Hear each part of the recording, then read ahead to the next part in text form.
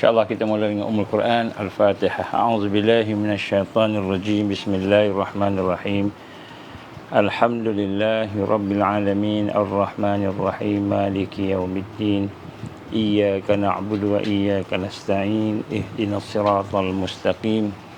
Siratal ladzina an'amta 'alaihim ghairil maghdubi 'alaihim waladdallin. Amin. أعوذ بالله السميع العليم من الشيطان الرجيم بسم الله الرحمن الرحيم إن الحمد لله نحمده ونستعينه ونستهديه ونستغفره ونعوذ بالله من شرور أنفسنا ومن سيئات أعمالنا من يهده الله فلا مضل له ومن يضلل فلا هادي له أشهد أن لا إله إلا الله وحده لا شريك له وأشهد أن محمدا عبده ورسوله قال رب اشرح لي صدري ويسر لي أمري واحلل عقدة من لساني يفقهوا قولي رب زدني علما أما بعد. Assalamualaikum warahmatullahi wabarakatuh. Alhamdulillah, pertama-tama kita bersyukur kepada Allah diberikan kesempatan pada malam ini untuk bertemu, insya-Allah. Alhamdulillah yang kita diberikan peluang. Siang tadi tak dapat nak bersiaran, jadi insya-Allah alhamdulillah kita buat malam ini sebagai salah satu daripada apa yang kita rancang.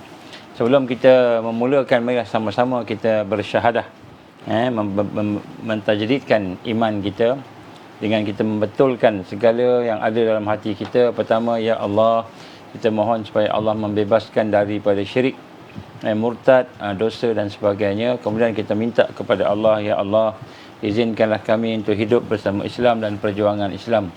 Ya Allah, berikanlah kepada kami al-Islam wal-iman wat-taqwa, juga ihsan wal-ihsan sebagaimana yang telah Engkau berikan kepada Rasulullah sallallahu alaihi wasallam, para sahabatnya, pengikut-pengikutnya, pendukung dan akhirnya sampai kepada ulama. Mohon kepada Allah, ya Allah, berilah kepada kami kesempurnaan, kewibawaan, amalan-amalan ihsan, iman, Islam dan ihsan, insya-Allah. Dan seterusnya kita mohon kepada Allah supaya Allah izinkan kita mati dalam keadaan beriman, mati dalam keadaan Islam, mati dalam keadaan kematian yang terbaik, berjuang perjalanannya, insya-Allah. Bismillahirrahmanirrahim. Bismillahirrahmanirrahim. Bismillahirrahmanirrahim. Asyhadu an la ilaha illallah wa asyhadu anna Muhammadar Rasulullah. Asyhadu an la ilaha illallah wa asyhadu anna Muhammadar Rasulullah.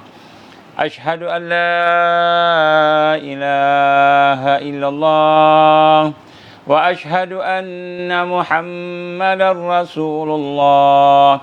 Allahumma salli ala sayyidina Muhammad wa ala ali sayyidina Muhammad kama shallaita ala sayyidina Ibrahim wa ala ali sayyidina Ibrahim wa barik ala sayyidina Muhammad wa ala ali sayyidina Muhammad kama barakta ala sayyidina Ibrahim wa ala ali sayyidina Ibrahim fil alamin innaka Hamidum Majid. Alhamdulillah. Alhamdulillah, tuan-tuan, puan-puan, sedang hadirin hadirat yang dikasihi, yang dirahmati Allah. Alhamdulillah, kita syukur pada Allah diberikan sama-sama kesempatan pada malam ini. Alhamdulillah, insya-Allah kita doa supaya mudah-mudahan Allah memberikan kepada kita barakahnya, rahmatnya, memberikan kepada kita ma'unah dan karamahnya, memberikan kepada kita taufik dan hidayahnya untuk sama-sama kita meneruskan program pada malam ini, insya-Allah. Malam ini asalnya saya bercadang nak mencerita tentang Zionis, tentang musuh Islam yang ada di negara kita dan di luar negara. Tetapi bila saya fikir semula, insya-Allah mungkin saya akan menceritakan tajuk itu kemudian sikit. Jadi pada malam ini saya ingin tukar tajuk. Kita nak mulakan cerita tentang realiti kebangkitan umat. Kita akan berbincang berkenaan dengan Al-Hawariyun ataupun Ansarullah, tentera Islam. Jadi tentera Islam, siapakah dia? Orang yang layak untuk bersama-sama dalam perjuangan akhir zaman ni. Jadi kita bincang tajuk yang berkenaan dengan tentera Allah Subhanahu Wa Taala. Kita akan tengok kupas satu-satu. Mudah-mudahan kita akan bersama dan melayakkan diri kita untuk bersama dengan apa yang digambarkan sebagai Al-Mahdiyin, mereka yang mendapat hidayah di akhir zaman, insya-Allah. Jadi tuan-tuan dan puan-puan, dia akan ada beberapa siri dan kita akan cuba melihat dan mudah-mudahan kita akan dapat memproses diri kita, dan sekiranya Allah izin Al-Mahdi, Imam Mahdi timbul keluar pada zaman kita ini, sekiranya Allah izin timbul, maka mudah-mudahan kita akan diberikan kesempatan untuk bersama-sama dengan dia. Ada seorang sahabat kita ni, siapa namanya, Nurul Sa'adah Abdul Rahman, minta doakan, insyaAllah kita doakanlah supaya Nurul Sa'adah ni disembuh dengan segera. Mudah-mudahan Allah berikan kebaikan, ganjaran yang banyak dengan kesihatan yang diuji tadi, insya-Allah, dan mudah-mudahan Allah berikan hikmah yang banyak, insya-Allah. Alhamdulillah. Saya nak mulakan dengan pesan Nabi sallallahu alaihi wasallam an Abi Umamah Al-Bahili an Rasulillah sallallahu alaihi wasallam qala la yunqadanna 'urra al-Islam urwatan fakullaman taqadat urwatun tashabbasan nas billati taliha wa awwaluhunna naqadan al-hukmu wal akhiruhunna as-salah, atau kama Rasul sallallahu alaihi wasallam. Hadis sahih ibaratnya diriwayatkan Imam Ahmad. Jadi hadis ni kita dah banyak kali baca. Saya ulang, kenapa? Kerana hadis ni penting untuk kita sebagai pembukaan kepada perbincangan tentang kebangkitan. Kita nak bincang tentang kebangkitan ni, tentera Allah ni. Siapa tentera Allah? Siapa tentera Allah? Siapakah? Kita layak tak untuk bersama-sama? Jadi kita akan tengok satu-satu. Mungkin malam ni tak sempat, kita akan insya-Allah sambung.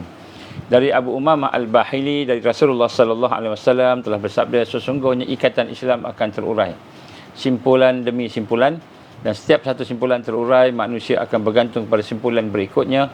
Yang pertama kali terurai adalah masalah al-hukmu, pemerintahan, dan yang paling akhir sekali adalah masalah as-salah. Ayat sinilah kita lihat bagaimana Nabi menggambarkan yang terurai demi terurai. Yang simpulan Islam itu adalah antaranya ialah pemerintahan, ketua. Kita tidak ada Amirul Mukminin. Amirul Mukminin tak ada sekarang ni. Jadi bila tak ada Amirul Mukminin, maka kita berpecah. Ulama pun berpecah. Walaupun akidahnya sama, akidah Ahlus Sunnah wal Jamaah, tapi berpecah juga. Itu tak termasuk yang berpecah akidahnya. Jadi kita tidak ada yang nak membina persatuan yang benar-benar lah. Maka kita nak kena faham. Sebab itulah kita nak kena faham sifat-sifat. Apakah ada sifat-sifat yang ada pada tentera Allah, Ansarullah, tentera Allah ini.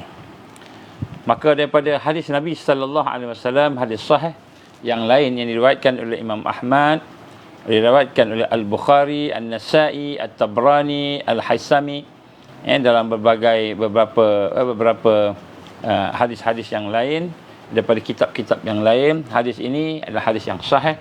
Saya bacakan makna saja. Daripada Sayyidina Sauban radhiyallahu anhu telah menceritakan bahawa Rasulullah sallallahu alaihi wasallam telah bersabda. Jadi Nabi bersabda dalam hadis ini, akan muncul dua kumpulan dari umatku. Yang kedua-duanya dipelihara Allah dari neraka. Kedua-duanya selamat daripada neraka Allah. Yang satu as-sabah, kumpulan itu yang akan berjihad di Al-Hind, di Hindia. Al-Hind ataupun akan berjihad melawan Hind. Dan satu as-sabah lagi yang akan bersama dengan Isa ibn Maryam alaihissalatu wassalam. Jadi hadis ini mengkabarkan kepada kita bahawa akan ada kebangkitan yang besar, yang mana sehinggakan Nabi menggambarkan kebangkitan itu akan menyelamatkan mereka yang bangkit itu bersama-sama dengan perkumpulan tadi, tidak akan dibakar oleh Allah. Maknanya Allah ampunkan dosa dia. Jadi penting kita hari ini nak faham, orang yang bersama dengan kebangkitan akhir zaman ni Allah ampunkan dosa dia. Dipanggil apa? Jihadul Akbar. Dan di sinilah dikabarkan kepada kita bahawa daripada Asad bin Musa, dia telah menceritakan kepada kami, Baqiyah telah menceritakan kepada kami, dan seterusnya lah daripada sanad dia. Bagaimana dalam hadis yang lain, dua kelompok dari umatku yang Allah pelihara daripada neraka. Maksudnya ada dua kelompok daripada umat aku, umat Muhammad sallallahu alaihi wasallam, yang Allah akan pelihara daripada neraka, masuk syurga teruslah, masuk syurga terus. Yang pertama yang memerangi Hind. Hind ni Hindu, India. Dan As-Sabah yang bersama dengan Isa bin Maryam alaihissalam. Jadi hadis ini panjang daripada Sunan An-Nasa'i, dan hadis ini hadis hasan.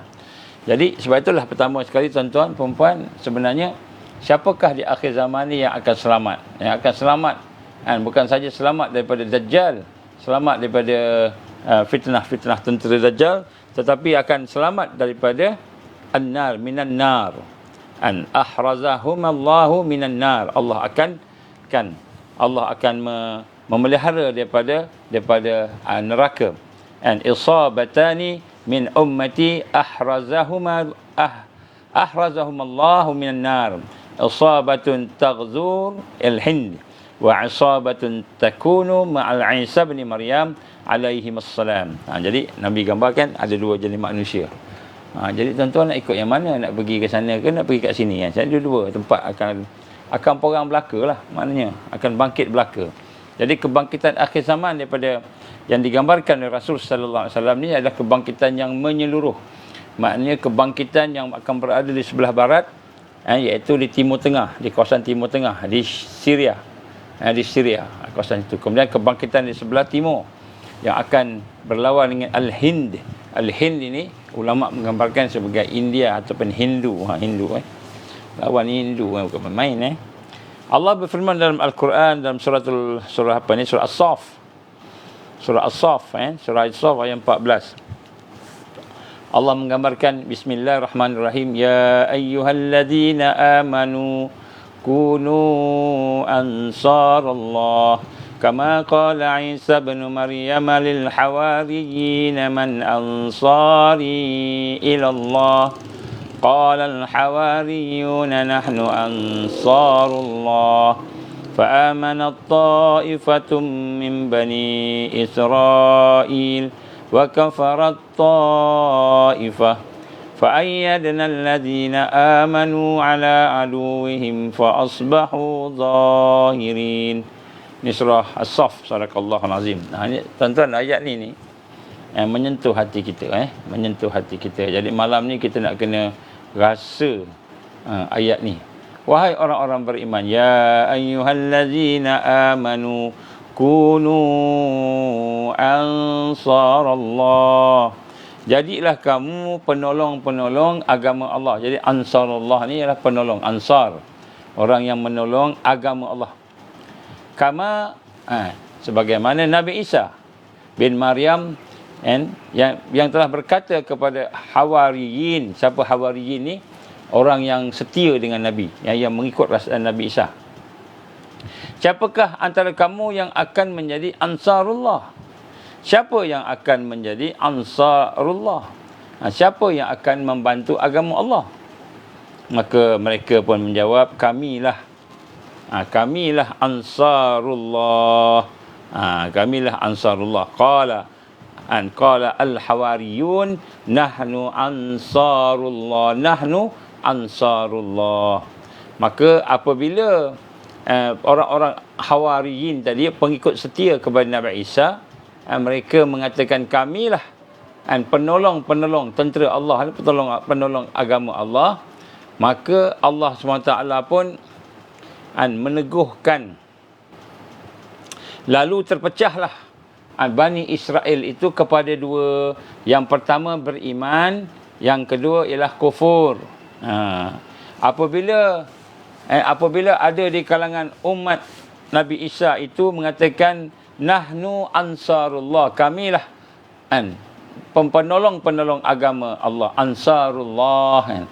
Kita ada pertubuhan ansar, ansarullah. Maka fa'amanat ta'ifah min Bani Israel wa kafarat ta'ifah. Maka berimanlah sebahagian daripada Bani Israel dan kufurlah sebahagian. Maka apabila ada kumpulan orang yang setia dengan Nabi Isa, mereka mengaku, mereka yakin, mereka memilih, kamilah ansarullah. Gitu.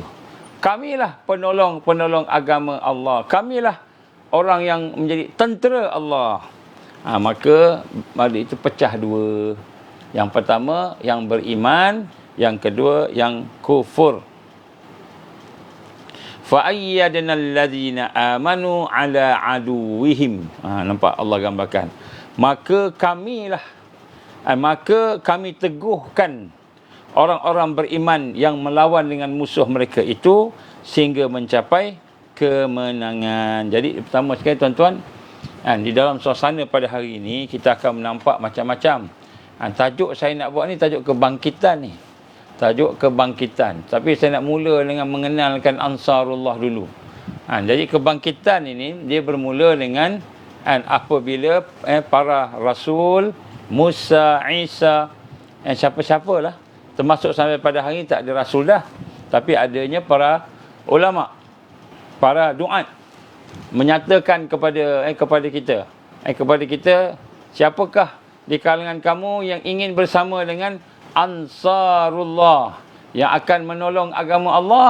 Maka pada ketika itu adalah di kalangan Hawariyun mengatakan kami Ansarullah. Bila disebut kami bersama, maka terpecah dua, Bani Israel yang beriman, iaitu yang berjuang, yang kafir yang berjuang perjalanan kafir. Jadi kenapa Allah gambarkan maka pada ketika itu terpecah dua? Kerana bila kita ada orang yang memperjuangkan agama Allah, maka pada masa itulah maka mereka benar-benar memegang iman Islam, memegang. Bila berjuang tu baru dikira. Jadi Al-Hawariyun ni pengikut Nabi Isa AS dalam ayat ini, surah As-Saff ini menggambarkan kepada kita bahawa apabila mereka dengan tekad, dengan sepenuh hati mereka kata kamilah Ansarullah, nahnu Ansarullah, maka Allah gambarkan apa? Maka terpecahlah, maka terbahagi dua lah kumpulan Bani Israel itu. Maknanya Bani Israel ada yang tidak beriman. Jadi bila berjuang, sebab tu apa yang membezakan kita dengan musuh kita dengan manusia lain? Ini pertama tuan-tuan saya nak sebut malam ni. Yang membezakan kita dengan orang yang lain ialah kita minta kita lah saya ni, kita sama-sama, kita ni ingin berjuang pada jalan Allah, ingin membantu agama Allah. Bila kita ingin membantu agama Allah, Ansarullah, nahnu Ansarullah, kamilah Ansarullah, kamilah yang akan membantu menolong agama Allah, maka barulah kita ni boleh bersama dengan tentera Allah yang akan diberikan kemenangan. Allah akan memberikan kemenangan. Fa ayyadna allazina amanu, maka Allah menolong, Allah membantu orang-orang beriman ala aduwihim, ke atas orang-orang musuh dia. Fa asbahu zahirin, maka jadilah mereka menang, golongan yang menang. Jadi tuan-tuan, di akhir zaman ni kita kena faham, kalau kita nak menang, kita kena bersama dengan Ansarullah. Ansarullah, yang mana Ansarullah itu adalah merupakan mereka yang telah mengiktiraf diri dia, yakin diri dia dengan apa yang ada pada risalah Rasulullah sallallahu alaihi wasallam. Begitu juga dalam ayat-ayat lain, dalam surah-surah yang lain, di mana Allah menggambarkan kepada kita tentang wujudnya, adanya yang digambarkan sebagai Ansarullah ini. Ada banyak di dalam Quran. Sekurang-kurangnya ada 3 tempat Allah sebut Al-Hawariyun ini. Salah satunya contohnya dalam surah, ni surah apa ni? Surah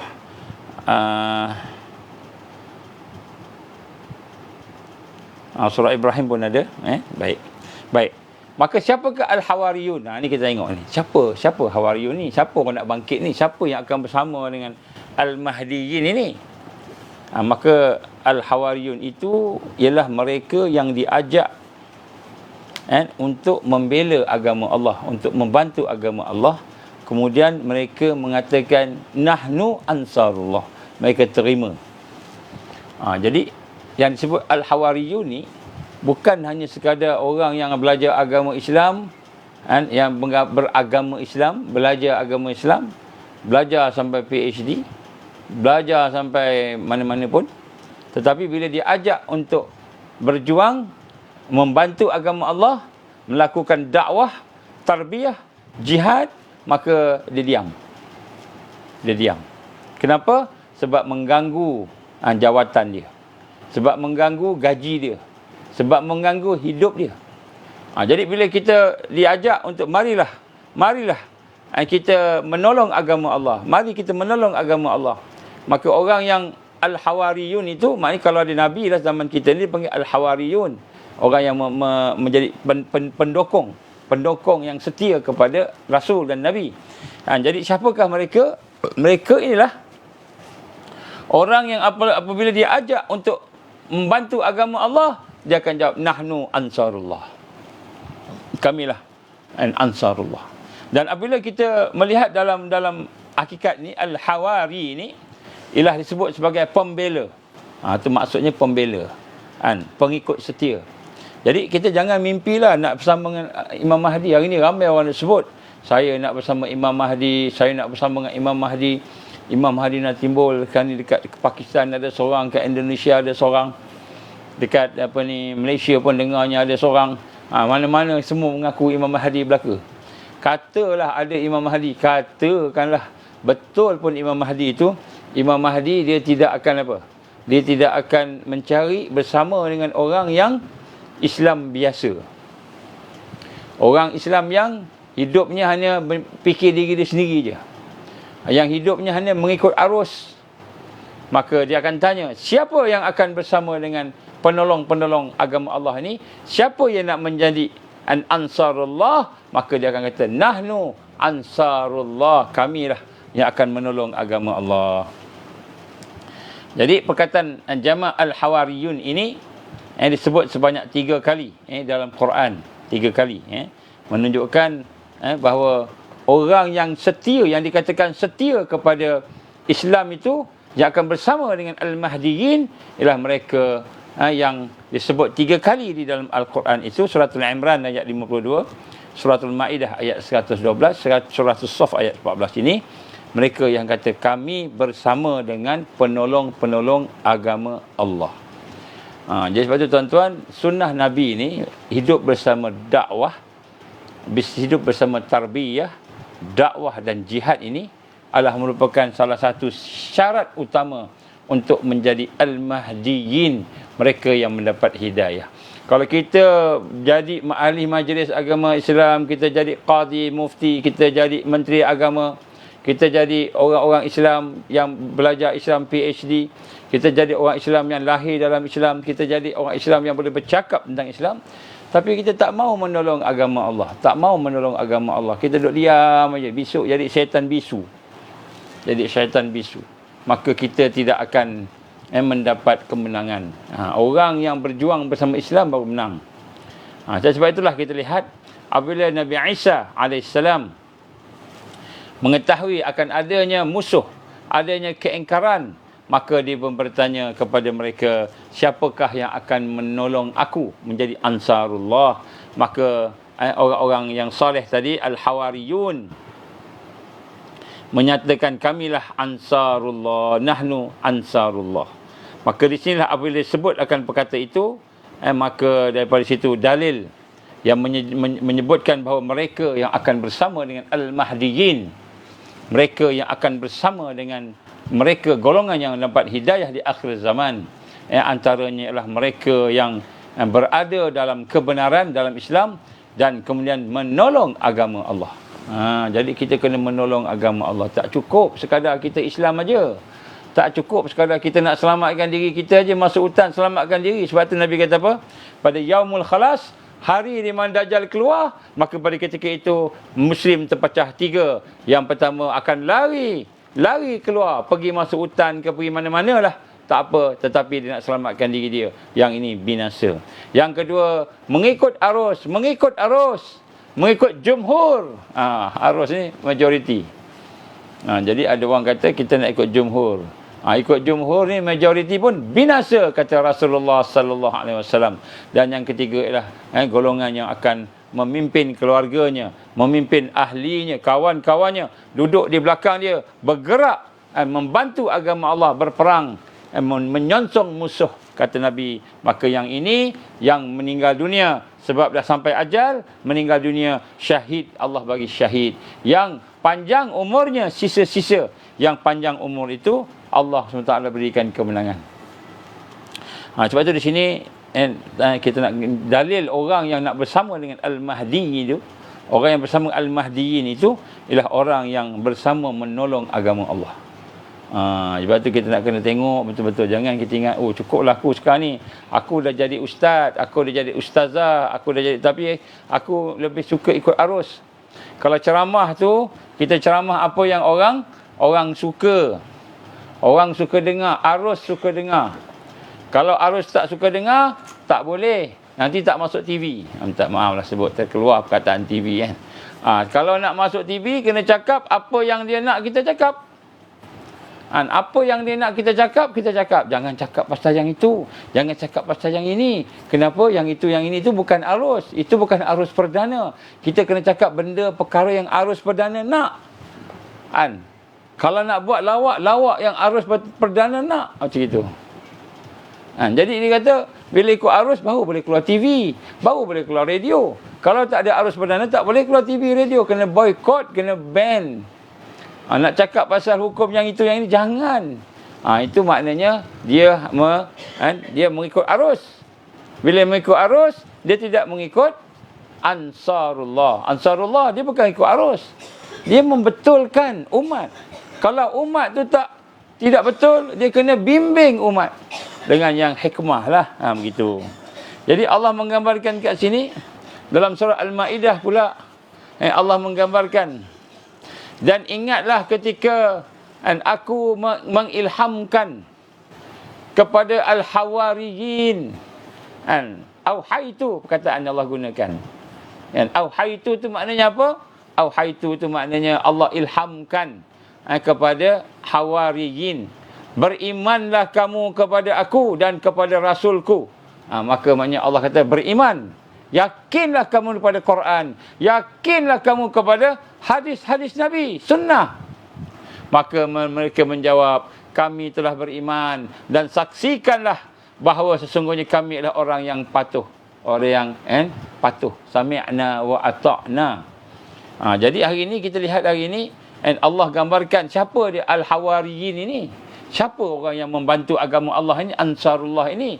Mereka lah orang yang diberikan, diingatkan kepada mereka itu supaya beriman kepada Allah, yakin dengan Allah, yakin dengan Rasul, dan diberikan kepadanya auhaitu ni ilham. Maka orang-orang ini pun patuh. Dia tak ikut yang lain. Bila hadis kata begini, tiba-tiba dunia kata begitu, dia ikut yang begini yang Rasul sebut. Hadis kata setiap penyakit ada ubat. Ubat tu bukan vaksin sahaja. Ubat tu bukannya ubat yang WHO bagi sahaja. WHO kata tak ada ubat. Kena injek vaksin supaya vaksin tu boleh jadi apa? Jadi bagi merangsang badan supaya badan tu jadi kuat. Kemudian adalah ubat. Nabi kata apa? Nabi kata semua penyakit ada ubat. Orang yang Hawariyin ini, dia akan melihat. Bukan saja vaksin sahaja. Bukan hanya vaksin sahaja. Yang ada hanya juga Tibun Nabawi. Ada juga natural food. Ada juga suasana-suasana yang lain yang boleh membantu pembinaan antibody tadi. Maka dia akan ikut. Jadi ada juga ustaz-ustaz kita ni. Saya minta maaf lah, saya cepat saya sebut lah. Saya dah tak kisahlah. Sebab pilihan raya dah dekat ni. Ada yang kata kena ambil vaksin. Kenapa ambil vaksin? Itulah yang boleh menyembuhkan. Bila kita ambil vaksin ni, dia kata dia boleh menyembuhkan. Padahal vaksin bukan ubat. WHO kata vaksin bukan ubat. Vaksin ni apa? Vaksin ni akan meningkatkan imunisasi badan. Imunisasi badan. Lepas tu dia kata sebab itulah lepas mula-mula varian tak ada nama, COVID-19. Lepas tu dia kata varian Delta. Lepas tu varian Omicron. Lepas tu varian Megatron. Sebagainya lah. Sebab tu kita kena ambil dos penggalak, dia kata. Sebab tu kena ambil dos penggalak. Kenapa ambil dos penggalak? Kalau tidak, nanti kita sakit, dia kata macam itu. Tiba-tiba kita tak ambil dos penggalak, kemudian dia kata lepas tu mati. Dalam kubur Allah tanya kenapa tak ambil vaksin. Wallahu a'lam bissawab. Subhanallah. Allah tanya. Dia kata, Allah tanya kenapa tak ambil vaksin. Subhanallah wa bihamdi. Astaghfirullahalazim. Allah tanya tak ambil vaksin kenapa? Adakah itu dia? Adakah itu dia? Ubatnya, vaksin ubat. WHO kata vaksin bukan ubat. WHO kata vaksin ni hanyalah sebagai suntikan untuk membantu imunisasi supaya kuat boleh lawan virus. Tiba-tiba ustaz kata vaksin ni ubat, kena ambil vaksin. Kan dah tak betul tu, pahaman pun dah tak betul. Kemudian dia nak bagi rancak lagi dia punya hujah, mati sebab tak ambil vaksin, berdosa, haram dia kata. Dekat kubur nanti Allah tanya, kenapa engkau tak ambil vaksin? Subhanallah wa bihamdi. Subhanallahil azim. Astaghfirullah. Saya rasa tuan-tuan tahu siapa yang sebut ni. Jangan tulis nama kat sini. Saya tak mau tulis nama. Siapa nak cakap kat sini? Kan? Bagaimana Allah gambarkan kepada kita? Banyak lagi ubat-ubat yang ada. Kan? Ubat, kalau dia kata ubat pun ada, makanan pun ada. Menteri Agama yang lama, dia kena COVID-19. Dia makan habatus sauda. Sembuh biiznillah. Sembuh biiznillah. Kan? Ramai yang begitu. Tapi nak sebut kat sini, bila kita dah percaya kepada ghairallah, lebih daripada percaya kepada Allah, maka kita tertipu dengan mereka. Ini nak sebut Hawariyin, mereka ni tidak mudah tertipu. Sebab apa? Dalam ayat ini Allah gambarkan auhaitu. Auhaitu tu maknanya mereka diilhamkan oleh Allah. Mereka diberikan ilham, petunjuk, pengingat. Supaya beriman dengan Allah, beriman dengan Quran, beriman dengan hadis. Apa hadis kata? Hadis kata kita kena kembali kepada sunnah, kembali kepada Tibun Nabawi. Jadi nak sebut kat sini, kan? Maka perkataan auhaitu itu dalam surah dalam surah Al-Maidah ayat 11 ini menggambarkan bahawa Allah mengilhamkan. Auhaitu maknanya wahyu. Tapi maknanya bukanlah wahyu, ilham. Allah mengilhamkan, maknanya orang yang hawariyun itu, orang yang setia dengan Islam, yang setia dengan perjuangan Islam, mereka mempunyai pengetahuan daripada Allah. Allah bagi dia kekuatan, peringatan, pengajaran, cahaya. Kalau kita tengok di sini, seperti ilmu daripada Allah, laduni, ilmu daripada Allah. Jadi ilmu laduni ni dibagi dua.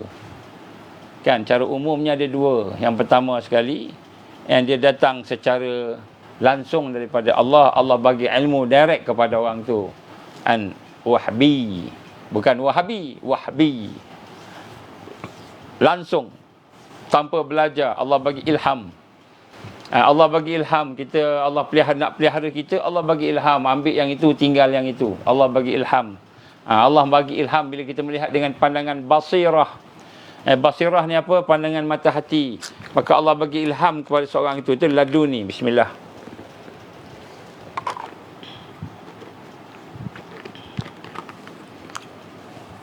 Min laduni. Baik.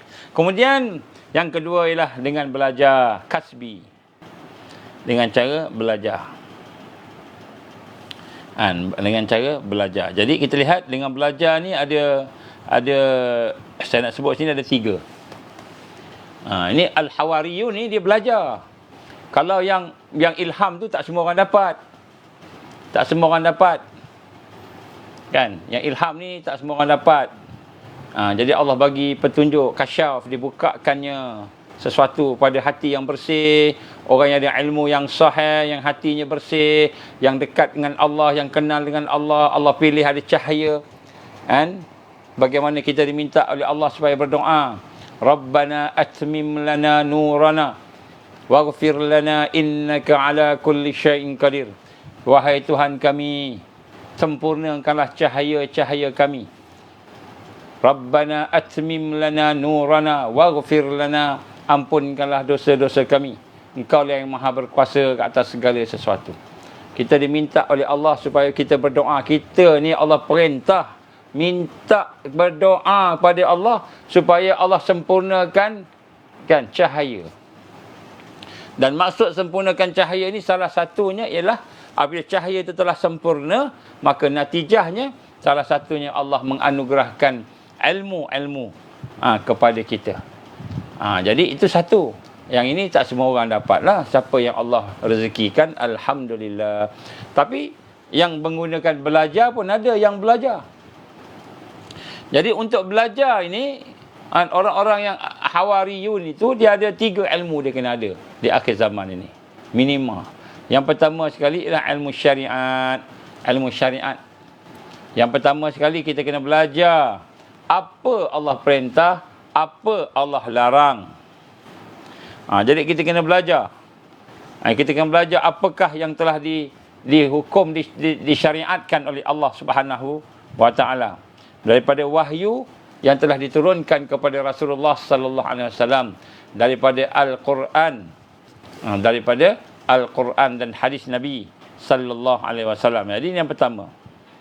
Jadi yang pertama ialah ilmu yang digambarkan sebagai ilmu syariat. Ilmu yang kita belajar daripada apa namanya, kita gambarkan tadi, daripada Quran dan hadis. Begitu juga ilmu yang kita belajar daripada guru-guru kita juga yang saleh. Ilmu yang kita belajar. Sebab kadang-kadang ada hukum-hukum yang zaman Nabi tak ada. Jadi dia ada qiyas. Dia ada qiyas. Dia ada ijma' ulama'. Jadi kita tengok masalih mursalah dan sebagainya. Seperti ilmu yang diterima oleh Nabi Musa daripada Nabi Khidir. Daripada Nabi Musa, Nabi Musa belajar daripada Nabi Khidir. Ini juga ilmu laduni. Dalam sebagaimana dalam surah Al-Kahfi ayat 65, Allah menggambarkan tentang apa namanya, ilmu yang ada pada Nabi Khidir yang diajar kepada Musa. Nabi ilmu yang datang daripada Allah direct, sebagaimana dalam hadis yang diriwayatkan oleh Imam Bukhari, Nabi Khidir alaihissalam telah berkata kepada Nabi Musa. Jadi Nabi Khidir bercakap pada Nabi Musa. Apa kata Nabi Idris? Sesungguhnya aku berada di atas sebuah ilmu. Dari ilmu itu Allah yang telah mengajarkan kepada aku yang engkau tidak mengetahui. Jadi ilmu yang ada pada Khidir ni Allah langsung ajar pada Khidir. Dan Musa pun tak tahu. Dan engkau juga berada di atas ilmu dari ilmu Allah yang diajarkan kepadamu dan aku tidak mengetahui. Ini hadis Nabi sallallahu alaihi wasallam, diriwayatkan Bukhari. Jadi yang pertama sekali ilmu yang kita belajar. Laduni ini juga ilmu daripada Allah yang direct kepada Rasulullah sallallahu alaihi wasallam yang merupakan wahyunya dan hadisnya. Jadi ilmu syariat. Ini mutlak. Yang ini kita kena ambil. Sebab tu tuan-tuan, bertembung sains dengan hadis. Hadis menang, sains kalah. Bertembung sains dengan Quran. Quran menang, sains kalah. Quran menang, sains kalah. Sebab tu Nabi kata apa? Peganglah dua ni, Quran dan hadis, tak sesat selama-lamanya. Tapi pegang sains, boleh sesat walaupun ustaz. Boleh sesat walaupun dia seorang ustaz. Dia pegang sains. Dia tengok sains, dia tak tengok hadis. Terlupa nak tengok hadis. Kenapa? Dah ada pegang jawatan, terlupa nak tengok hadis. Kenapa terlupa tengok hadis? Dah bos cakap macam itu, pemimpin cakap macam itu, ikut ajalah. Pemimpin betul. Bila tanya dengan ustaz, tanya, kenapa ustaz? Kita ikut macam ini. Faktanya begini. Kita kena ikut jumhur, dia kata. Kita kena ikut jumhur. Tuan-tuan, saya nak tanya pula, jumhur ni jumhur yang mana? Kalau jumhur yang majoritinya demokrasi, jumhur yang akan mengikut sains dan kepala sendiri, maka itu jumhur yang mana, kan? Nanti orang marah saya lepas ni.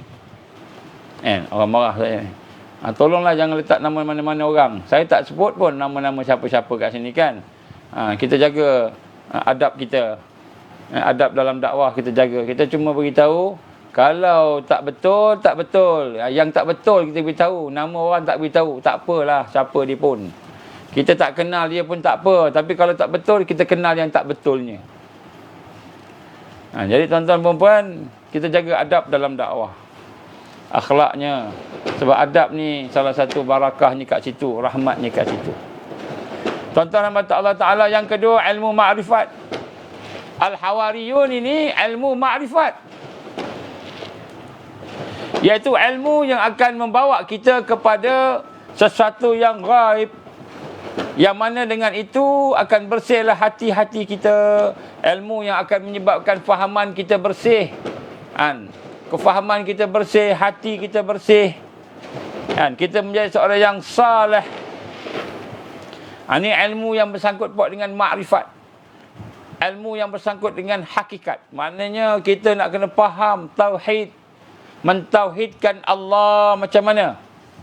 Mentauhidkan Allah macam mana kita kena tahu? Mentauhidkan sifat Allah, mentauhidkan perbuatan Allah, mentauhidkan nama Allah, mentauhidkan zat Allah. La ilaha illallah, kita kena faham. Ini ilmu yang akan mengambil berat tentang pembersihan jiwa. Tentang adab dan akhlak. Tentang adab dan akhlak. Setengah-setengah orang kata sebagai tasawuf. Sebagai ilmu tasawuf. Jadi orang Hawariyun ini juga orang yang mengikut akidahnya mantap. Akidahnya mantap. Jadi akidahnya mantap. Jadi sebab tu kita kena sama-sama memahami bahawa bukan hanya sekadar ilmu syariat yang kita belajar. Syariat ni maknanya ilmu yang kita kata kita dapat daripada Quran dan hadis yang diterangkan oleh ulama, tetapi kita kena juga mendapatkan ilmu hakikat dan makrifat, maknanya ilmu yang berasaskan kepada kebersihan hati. Maknanya kita kena duduk dalam tarbiyah. Kena duduk di dalam tarbiyah. Kena duduk di dalam proses membersihkan hati, tazkiyatun nafs. Kena ada berlaku usaha-usaha membersihkan jiwa kita, membersihkan pemikiran kita, akal kita, kefahaman kita. Ilmu-ilmu yang menyebabkan kita ini dekat dengan Allah. Merasai hakikat iman. Sayang pada Allah. Bukan tahu je sayang ke Allah, tapi tak rasa. Kita nak kena rasa. Ini ilmu kedua. Ilmu yang berkaitan dengan mengenal Allah, berkaitan dengan ma'rifatullah dan ma'rifat yang lain. Ilmu yang membina cahaya di dalam hati. Tapi jangan pula kita menolak ilmu syariat. Mentang-mentang kita kata aku dah tahu hakikat, aku dah tahu makrifat, maka syariat ni tak ada apa, dia kata macam itu. Salah. Sebagaimana Al-Qadir Jalani rahimahullah kata apa? Setiap hakikat, setiap ilmu hakikat itu yang tidak disaksikan, yang tidak disahkan oleh syariat adalah zindiq. Zindiq ni apa? Sesat.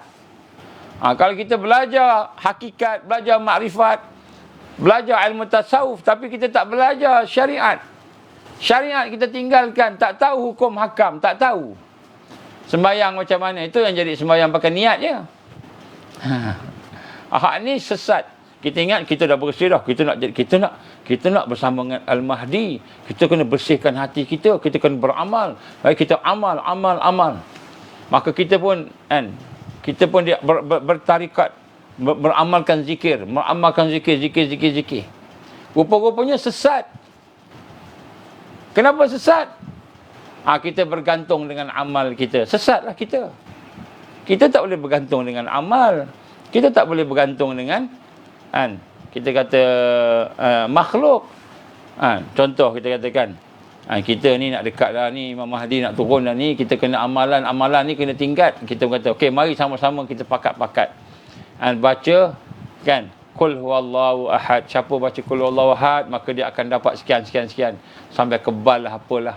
Contohlah kita pun bacalah Qul huwallahu ahad, Qul huwallahu ahad, Allahus samad, lam yalid wa lam yulad wa lam yakul lahu kufuwan ahad, Qul huwallahu ahad. Kita membaca.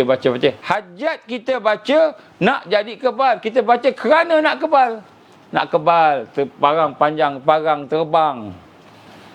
Maka itu zindiq. Sesat. Kenapa kita bergantung dengan suratul Ikhlas?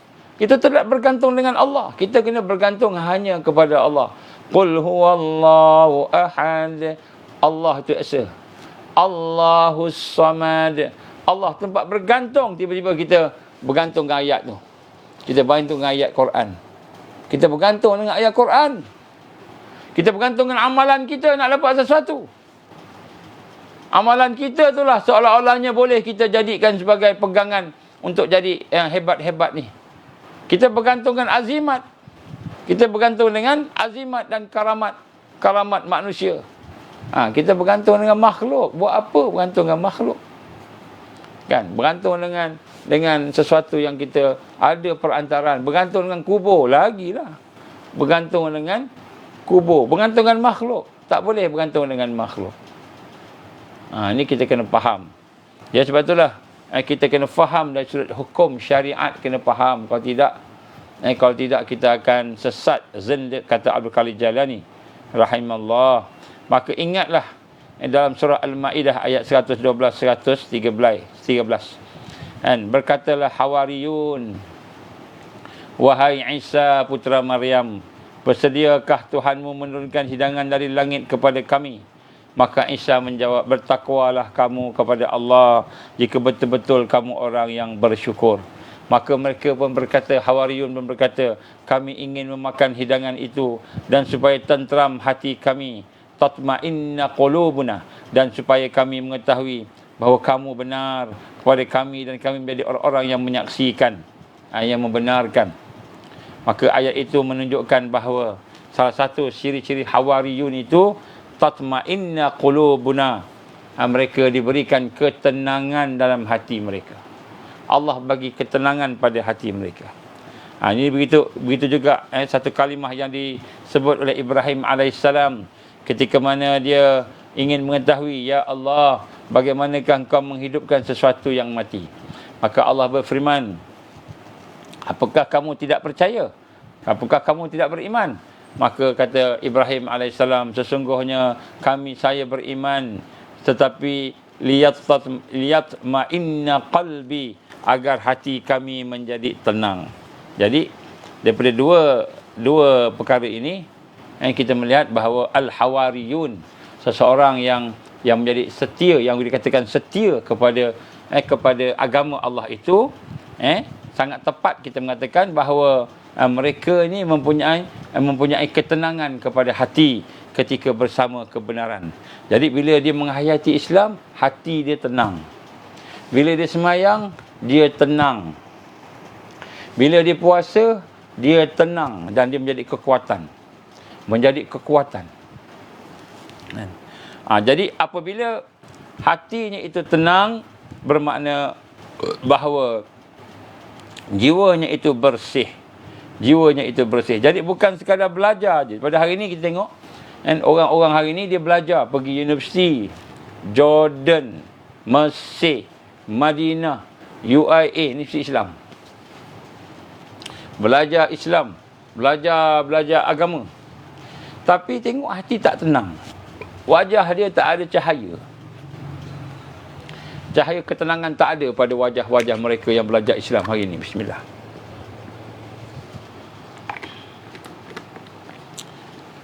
Tambahan lagi bila nak exam. Bila nak periksa, lagi serabut muka kita. Tidak ada ketenangan. Maka belajar ataupun hidup tanpa ada ketenangan itu menunjukkan bahawa jiwanya itu tidak ada cahaya. Jiwa itu tidak diproses, tidak dibersihkan. Maka orang yang menegakkan kebenaran itu, maka mereka akan tenang bersama dengan dakwah, bersama dengan Islam. Jadi inilah yang berlaku kepada Rasulullah sallallahu alaihi wasallam. Pada ketika baginda telah berada di dalam keadaan dihalang, dikawal, kita cederakan oleh orang kafir musyrikin, maka baginda sallallahu alaihi wasallam telah bersabda, adakah orang-orang yang akan menolong aku? Siapakah yang tolong aku ni untuk menyampaikan risalah Tuhanku ini? Kerana orang Quraisy menghalang aku daripada jalan ini, menyampaikan risalah ini. Maka Rasulullah SAW pun mencari, berdakwah, dan kemudian berjumpalah dengan suku Aus dan Khazraj pada masa itu, dan mereka pun telah berbai'ah dengan Rasulullah sallallahu alaihi wasallam, dan mereka pun telah masuk ke dalam Islam, dan mereka menjadi penolong kepada Rasulullah sallallahu alaihi wasallam. Maka dalam hal ini, salah satu daripada sabda Nabi, ucapan Rasul sallallahu alaihi wasallam, Rasulullah gambarkan setiap rasul mempunyai hawari, penolong setia, dan hawariku, hawari kepada aku ini ialah Zubair bin Awam radhiyallahu anhu, salah seorang daripada 10 yang dijamin syurga. Jadi sebab itu di sini disebut bagaimana dalam sunnah Allah bahawa dalam satu perjuangan itu, setiap perjuangan itu memerlukan kepada hawariyun, dan hawariyun inilah merupakan penyokong-penyokong yang akan membantu agama Allah, ansarullah. Jadi kita sebut kat sini, kamilah penolong-penolong agama Allah. Kami telah beriman kepada Allah, dan saksikanlah sesungguhnya kami adalah orang yang Islam, orang yang menyerah bulat-bulat kepada Allah. Jadi yang kedua ini ialah bagaimana hati orang yang hawariyun itu dibersihkan. Jadi hati kita kena bersih. Kalau hati kita bersih, sehingga mendapat basirah, mendapat keimanan, maka kita mencapai kepada mengenal Allah, makrifat kepada Allah. Maka ketika itulah kita akan dapat menjadi orang yang membantu agama Allah. Jadi sebab itu tuan-tuan dan mati Allah SWT, kita tak kena rasa bahawa kita ni kena membersihkan hati kita. Kena ada membersihkan jiwa kita. Tazkiyatun nafs tu penting kalau kita nak hidup bersama dengan Al-Mahdiyin. Jadi tak cukup belajar agama, kena belajar juga tentang bagaimana nak membersihkan jiwa kita. Membersihkan jiwa kita itu. Satu ketika Rasulullah sallallahu alaihi wasallam pulang daripada satu musafir, pemusafiran, safar, dan keadaan muka baginda serta serban baginda penuh dengan debu. Baginda bawa balik daripada musafir. Maka baginda pun singgah di rumah putrinya Fatimah. Fatimah melihatkan keadaan ayahandanya. Maka Fatimah pun membersihkanlah wajah baginda, membersihkan serban, bersihkan daripada abuk, bersihkan muka daripada abuk. Kemudian Fatimah sambil-sambil bersih dia sebab, dia pun menangis. Maka Nabi SAW pun bersabda, adakah kamu menangis ini kerana melihat keadaan aku ni, keadaan penuh dengan debu muka ni, kan, dan sebagainya. Maka kata Nabi SAW, janganlah kamu sedih, kerana agama ayahmu ini akan masuk ke mana-mana sahaja, ke dalam semua rumah. Tak kira lah rumah itu daripada kayu, batu ataupun daripada daun. Tidak kira sama ada orang itu membantu agama atau orang itu menghancurkan agama. Jadi, sebut kat sini, kan Nabi kata apa? Islam akan menang, Islam akan berkembang, Islam akan pergi ke mana-mana. Tak kira lah kamu siapa-siapa ni tolong ke tak tolong, Allah akan bagi. Jadi sebab itulah di sini Allah menggambarkan kepada kita, ya ayyuhallazina amanu in tansurullaha yansurukum wa yusabbit aqdamakum. Suratul Muhammad ayat 7. Wahai orang beriman, tolong agama Allah, maka Allah akan tolong kamu dan Allah akan tetapkan kaki-kaki kamu. Jadi menolong agama Allah inilah merupakan perkara yang perlu kita lakukan. Inilah digambarkan sebagai perkara yang sebagai ilmu yang membina kekuatan. Yang ketiga yang disebutkan ilmu yang kita perlukan ialah ilmu berkenaan dengan fiqh akhir zaman. Dari sudut musuh, mengenal musuh. Jadi kenapa hari ini kita terperangkap dengan perancangan-perancangan musuh? Kenapa kita terperangkap dengan ejen-ejen musuh? Saya sebut tadi, ada ustaz kata apa? Ada seorang ustaz dia kata vaksin ni wajib.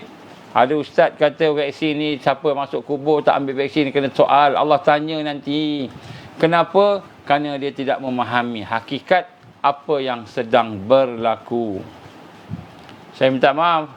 Mungkin saya tak katalah saya ni pandai. Tidak. Tapi nak sebut sini, kita kena melihatlah fakta-fakta yang sebenar. Apa yang berlaku, sedang berlaku. Jadi di sini kita nak tengok. Kan?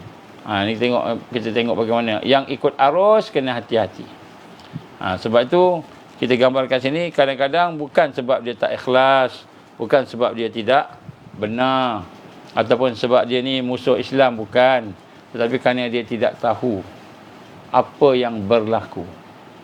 Jadi bila tak tahu apa yang berlaku, maka dia akan bercakap mengikut apa yang dia faham. Dia tak salah. Kalau dia kata benda tu ikut kefahaman dia, dia tak salah. Cuma yang salah tu bila dia tidak cermat di dalam memberikan fatwa. Bila tak cermat tu, masalah lah kan. Baik, sebab itulah. Yang ketiga ialah untuk kita sama-sama memahami bahawa kita perlu mengenal musuh. Perlu mengenal musuh. Sebab itu dalam Quran Allah gambarkan musuh Islam ni tidak henti-henti memerangi kita. Mereka tidak henti-henti memerangi kita. Memerangi ni bukan tembak je. Memerangi, menipu pun perang juga. Dia tak boleh bunuh, dia tangkap. Dia tak boleh tangkap, kan? Dia tipu kita. Mula-mula dia akan bagi tawaran. Kan saya dah beritahu yang lepas. Mula-mula dia akan bagi tawaran. Tawaran apa? Pangkat, harta, gaji besar, allowance besar. Kenapa? Sebab bila dia dah dalam keadaan macam itu, maka dia pun sibuk dengan projek-projek yang tidak bermakna. Apa projek yang tak bermakna? Tengok longkang ni, longkang ni kita kena dalamkan dan sebagainya. Betul longkang kena dalamkan, tapi bukanlah orang yang bergelar ulama untuk mendalamkan longkang. Dalamkan longkang ni bagi dekat JKR lah. Suruh JKR fikir. Ni kita pula yang nak tengok.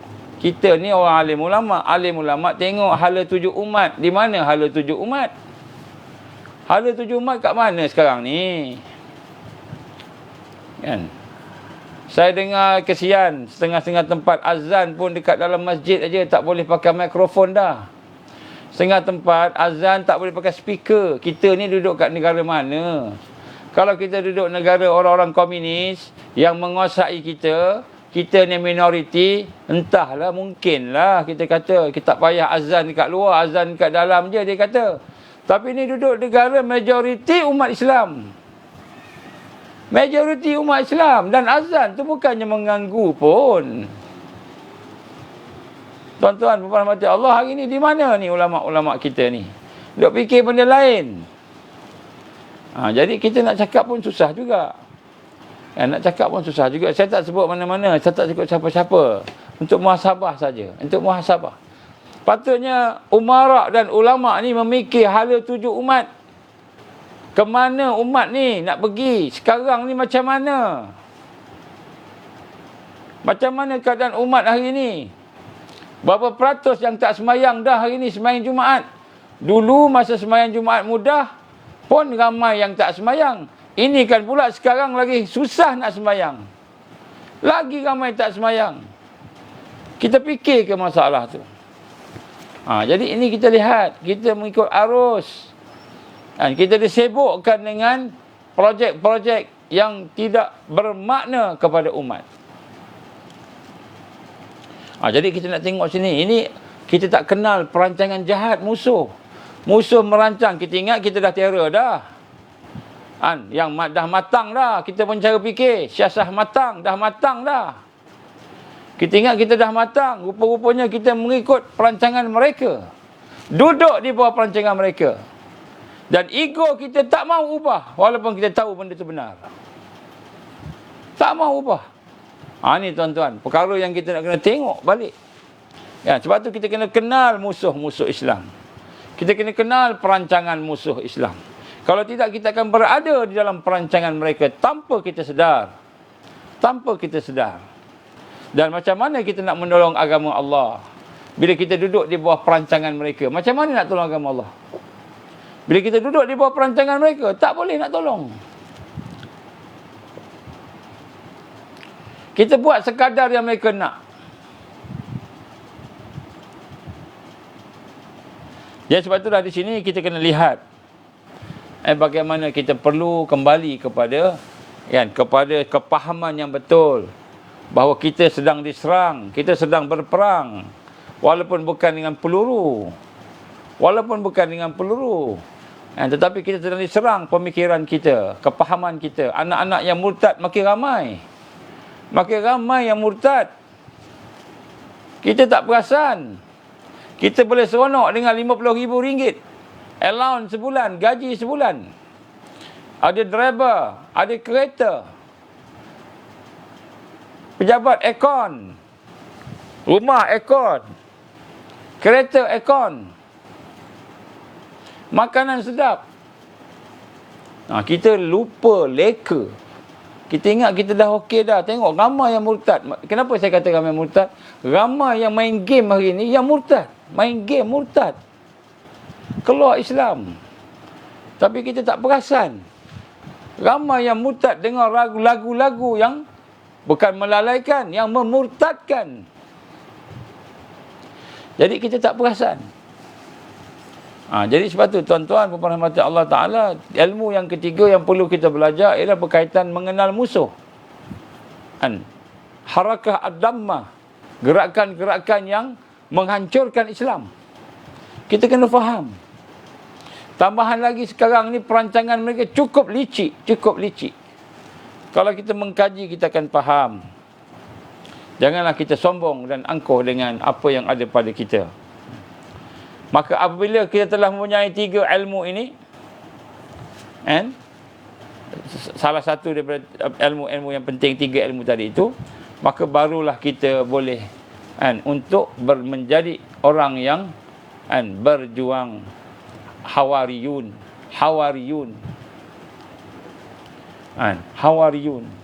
Barulah kita boleh berniaga dengan Allah. Ya ayyuhalladzina amanu hal adullukum ala tijaratin tunjikum min azabin alim. Mahukah aku tunjukkan, wahai orang beriman, perniagaan yang boleh menyelamatkan kamu daripada azab yang pedih. Tu'minuna billahi wa rasulihi wa tujahiduna fi sabilillah وَتُجَاهِدُونَ فِي سَبِيلِ اللَّهِ بِأَمْوَالِكُمْ وَأَنفُسِكُمْ ذَلِكُمْ خَيْرٌ لَكُمْ إِن كُنتُمْ تَعْلَمُونَ. Baru kita boleh nak berjihad pada jalan Allah. Macam mana? Beriman. Betulkan tauhid kita. Beriman kepada Allah, beriman kepada Nabi Rasulullah sallallahu alaihi wasallam. Hari ini banyak kita tengok apa yang ada pada sains, terlupa nak tengok apa yang ada pada hadis. Terlupa. Kemudian menegakkan, berjuang pada jalan Allah, membela pada jalan Allah tadi dengan harta, dengan diri kita. Maka Allah akan ampunkan dosa-dosa kita. Allah akan ampunkan dosa kita. Sebab tu tuan-tuan perempuan, pada malam ni saya nak sebut. Saya nak sebut satu perkara. Sebagai natijah daripada Al-Hawariyun ini, kalau kita ingin bersama-sama dengan orang yang akan hidup bersama Al-Mahdi, bersama dengan perjuangan Al-Mahdiyin, mereka yang mendapat hidayah tadi, maka hendaklah kita memulakan diri kita dengan menyahut perintah Allah, iaitu kita berjuang pada jalannya, tolong agama Allah. Siapa yang menolong agama Allah, maka Allah akan tolong dia dan tegakkan kaki dia daripada terseleweng. Tapi kalau kita hanya menolong parti kita, hizbul kita, kita menolong kelompok kita, kumpulan kita, kita hanya menolong kepimpinan kerajaan yang kalau betul tak apa, yang tak betul tak boleh. Akta 342, betul ke Akta 342? Tuan-tuan cuba tengok Akta 342 itu apa. Dalam salah satu sectionnya, saya tak ingat saya siapa, saya akan baca nanti. Dia memberi kuasa yang penuh kepada DG. Kuasa penuh kepada DG. Cukup hanya dengan mensyaki seseorang itu ada penyakit COVID-19 contohnya, maka dia boleh tangkap, kuarantinkan Kemudian boleh letak kat mana-mana dia nak letak, tak apa, tak payah. Tak payah tahu bila nak keluar pun, sampai bila-bila. Ini akta macam mana ni? Tak payah nak RTK, tak payah nak PCR, tak payah nak apa. Masuk aja. Terus kuarantin. Akta 342. Dia nak buat akta, dendanya tak pakai mask boleh sampai RM100,000. Denda pada syarikat sampai 1 juta. Saya akan sentuh yang ni kemudian sikit. Bukan hari ni lah. Saya akan sentuh bila kita buat tajuk kebangkitan nanti. Kebangkitan ummah. Saya akan sentuh ni. Tapi nak sebut sini, kita pada hari ini, kita tengok apa berlaku pada Sirah. Kaum Ansar. Siapa kaum Ansar ni? Kaum Ansar, Ansarullah. Siapa kaum Ansar? Ini orang-orang sahabat-sahabat yang ada di Madinah. Maka kaum Ansar bertanya kepada Rasulullah sallallahu alaihi wasallam, "Ya Rasulullah, apakah yang akan kami dapat setelah kami berjanji setia berbai'ah dengan kau ya Rasulullah?" Maknanya setelah kami berjanji setia, kami akan tolong agama Allah. Kami akan tolong agama Allah. Apakah janji ataupun apakah yang akan kami dapat ya Rasulullah? Apa jawapan Nabi? Tuan-tuan, apa jawapan Nabi? Jannah. Syurga. Nabi kata apa? Syurga. Kamu tolong agama Allah. Janji Allah ialah syurga. Kenapa janjinya syurga? Kerana mereka menolong Allah, menolong agama Allah. Maka Allah berjanji dengan mereka dengan balasan syurga. Dan Nabi SAW pun bercakap dengan mereka apa yang Allah perintahkan. Ya ayyuhallazina amanu hal adullukum ala tijaratin tunjikum min azabin alim tu'minuna billahi wa rasulihi wa tujahiduna fi sabilillah وَتُجَاهِدُونَ فِي سَبِيلِ اللَّهِ بِأَمْوَالِكُمْ وَأَنفُسِكُمْ. Jadi bila dah janji tu, maka berjihad berjalan Allah, beriman, berjihad seperti tadi. يَغْفِرْ لَكُمْ ذُنُوبَكُمْ وَيُدْخِلْكُمْ جَنَّاتٍ تَجْرِي مِنْ تَحْتِهَا الْأَنْهَارُ. Jadi Allah akan ampunkan dosa kamu. Allah akan ampunkan kamu dosa-dosa kamu. Allah akan masukkan kamu dalam syurga. Tuan-tuan malam ni, mari kita sama-sama berjanji. Kita berbai'ah dengan Allah Subhanahu wa taala. Asyhadu an la ilaha illallah wa asyhadu anna Muhammadar Rasulullah. Ya Allah, malam ini aku naik saksi bahawa Engkaulah Tuhan yang berhak untuk disembah dan hanya Muhammad sallallahu alaihi wasallam yang berhak untuk kami ikut Islamnya yang ada padanya. Ya Allah, aku berjanji aku akan menolong agamamu ya Allah, menegakkan agamamu ya Allah. Maka tuan-tuan, bila tuan-tuan berjanji sahaja, maka Nabi kata kamu apa kamu janji? Kamu syurga, dapat syurga. Janji ni balasan dia syurga.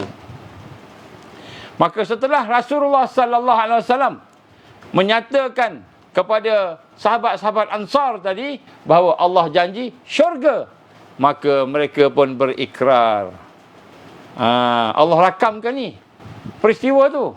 Allah rakamkan apa dia? Rabbana amanna bima anzalta wattaba'na ar-rasul fakatubna ma'asyahidin. Rabbana, wahai Tuhan kami, amanna, kami benar-benar beriman, bima anzalta wattaba'na ar-rasul, pada apa yang kamu turunkan, apa yang kau turunkan ya Allah, kami beriman, wattaba'na ar-rasul, dan kami akan ikut Rasul. Fakatubna ma'asyahidin, orang-orang, dan kami, faktubna ni, maka jadikanlah kami, masukkanlah kami kepada orang-orang yang syahidin, orang-orang yang menyaksikan. Syahidin juga bermakna syahid, mati syahid. Jadi tuan-tuan, apabila Nabi kata, ditanya oleh para Ansar, ya Rasulullah, apakah kami dapat bila kami berbai'ah, kami berjanji setia dengan kau ya Rasulullah untuk menolong agama Allah ini ya Rasulullah. Maka Nabi kata apa? Al-jannah, kamu akan masuk syurga. Maka mereka pun angkat tangan berdoa, Rabbana amanna, wahai Tuhan kami, sungguh-sungguh kami telah beriman bima anzalta, dengan apa yang kau turunkan, wattaba'na rasul, dan kami ikut Nabi, kami patuh kepada Nabi, fakatubna, maka masukkanlah kami, ataupun kamu tetapkanlah ya Allah kami dalam ma'asyahidin, daripada golongan orang yang syahid, yang menyaksikan. Jadi tuan-tuan, nampak tak bagaimana orang Hawariyun itu, orang yang Ansarullah ini, dia bukan hanya sekadar nampak Islam, tapi dia nampak akan kesusahan yang bakal berlaku kerana akan ditentang oleh musuh Islam, dan dia berikrar. Dia kata apa? Rabbana amanna, Rabbana amanna, ya Tuhan kami beriman bima anzalta, dengan apa yang kau turunkan. Jadi kami patuh kepada Rasul, kami beriman kepada apa yang kau turunkan. Jadi tuan-tuan, Allah pun bagi syahid kepada mereka. Allah bagi syahid kepada mereka, baru boleh syahid. Ini kata, ya Allah, masukkanlah kami dalam golongan yang syuhada, para syuhada, yang alim ilmu sebagai para ulama, minta doa. Tapi amalan ikut WHO, buat apa? Ikut orang Yahudi, buat apa? WHO, orang Yahudi itu bukannya dia bukannya musuh Islam, dia nak tolong kita, dia orang Yahudi yang baik. Kita tak tahu, kaji tak mengkaji. Siapa belakang WHO? Siapa belakang mereka tu yang merancang macam mana? Kita tak tahu. Kita ingat semuanya okey. Rupanya di belakangnya tu Zionis. Dan Allah gambarkan mereka musuh yang dahsyat. Musuh yang dahsyat. A'udzubillahi minasyaitonir rajim. La tajidanna asyaddan nas adawatan lilladzina amanu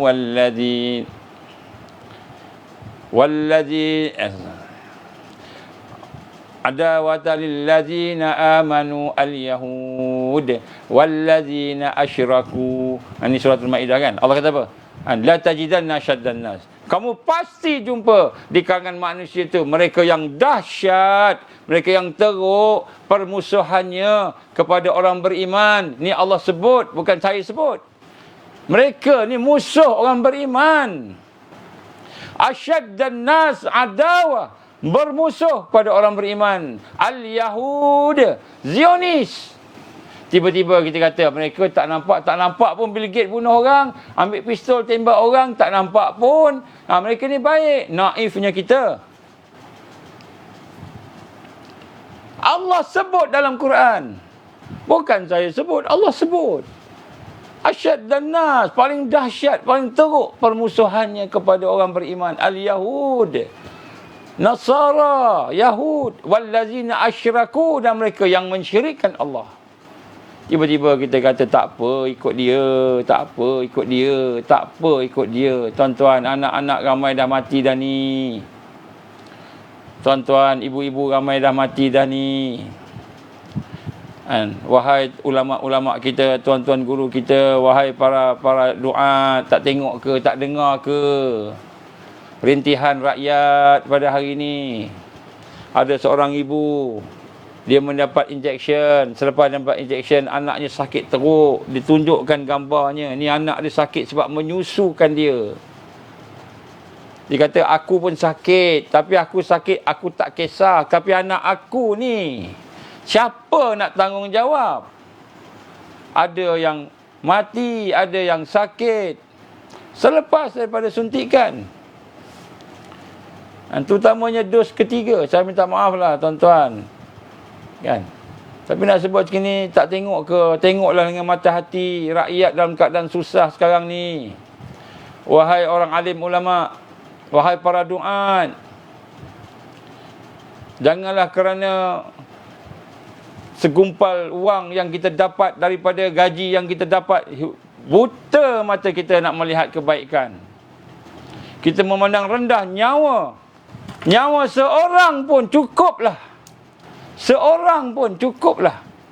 Nyawa yang ada ni, yang kita tidak bela, sedangkan kita ada jawatan, kita ada pengaruh, kita buat tak tahu. Cukup seorang untuk menghalang kita daripada masuk syurga Allah Subhanahu Wa Taala. Masuk syurga Allah Subhanahu Wa Taala terhalang. Cukup seorang. Dan kalau kita tahulah perkara ini dan kita tidak mahu mengambil perhatian, maka kita dikira mengkhianat kepada rakyat. Bila mengkhianat kepada rakyat, tuan-tuan perempuan, Allah Ta'ala tak izin bau syurga pun tak dapat.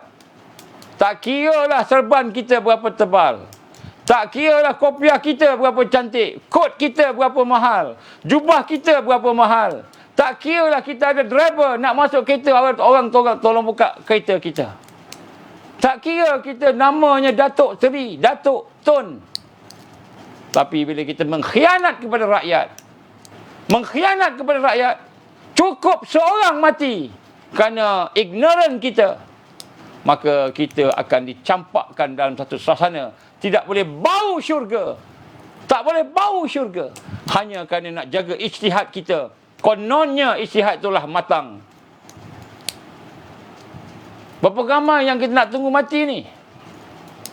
Berapa ramai yang kita nak tunggu mati baru kita nak bangkit? Dulu berpegang dengan prinsip. Ada apa-apa, kita lah ke depan. Cakap, bantah, bangkang. Hari ini senyap, sepi. Hanya bercerita tentang macam mana nak menang pilihan raya. Macam mana nak dapat kuasa. Sedangkan kuasa yang Allah bagi pada hari ini kita tidak melakukannya dengan betul. Khianat kepada rakyat.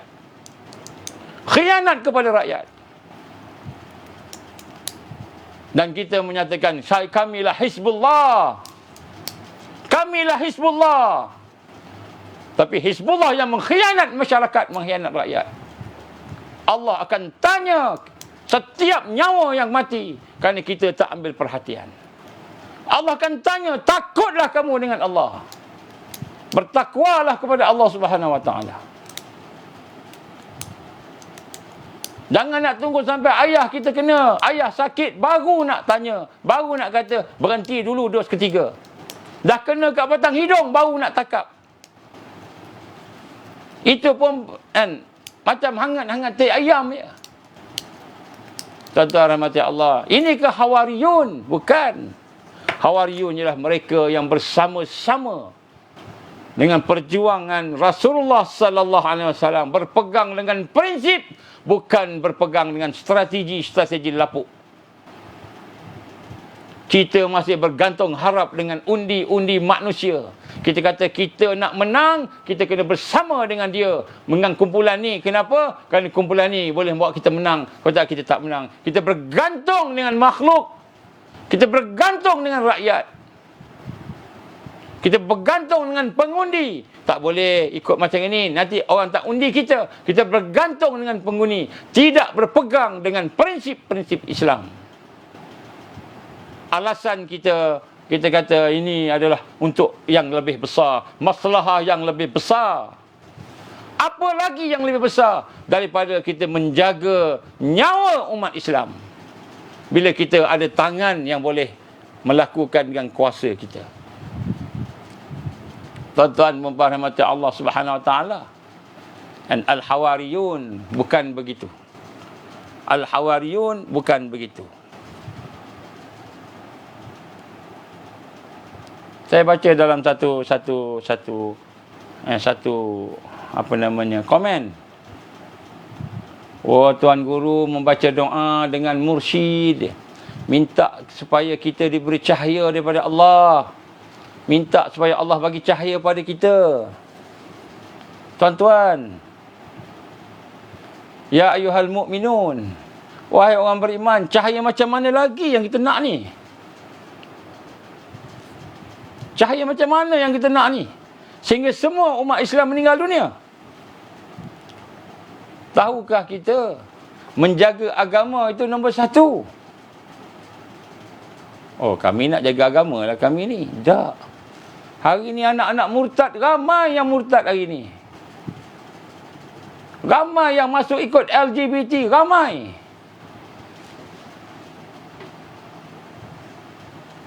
Nyawa, ramai yang umat kita yang mati, yang meninggal dunia ni. Saya menyuruh kepada menteri-menteri yang beragama Islam, terutama daripada parti Islam, bertakwalah kepada Allah Subhanahu Wa Taala. Bergantunglah kepada Allah, jangan bergantung kepada musuh Islam. Kita bergantung dengan musuh Islam, Allah akan tinggalkan kita. Allah akan tinggalkan kita. Allah akan tinggalkan kita. Janganlah kita ingat kita betul kerana ramai orang sokong kita. Ramai orang ikut kita. Bila kita cakap, semua orang tunduk dengar. Jangan kita ingat kita betul. Kerana itu istidraj daripada Allah Subhanahu Wa Taala. Istidraj daripada Allah Subhanahu Wa Taala. Betulkan semula. Berbincang semula. Jangan mentuduh saja. Ini anti-vaksin. Ini pro-vaksin. Ini anti-konspirasi, pro-konspirasi. Tuduh saja daripada jauh. Tuan-tuan rahmati Allah Subhanahu Wa Taala.